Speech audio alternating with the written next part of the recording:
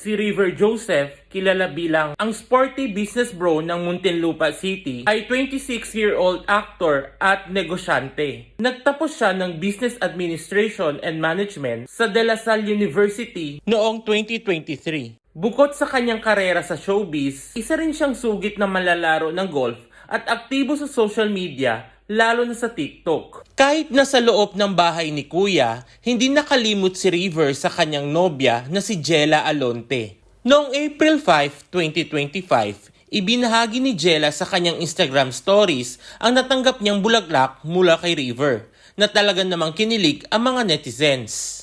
Sa PBB Celebrity Collab Edition, si River ay naging bahagi ng iba't ibang duo partners, tulad ni Will Ashley, Michael Sager, Josh Fort, Vince Maristella at Dustin Yu. 3 beses siyang naging nominado para sa eviction, ngunit patuloy siyang lumalaban at nagpapakita ng determinasyon sa bawat hamon.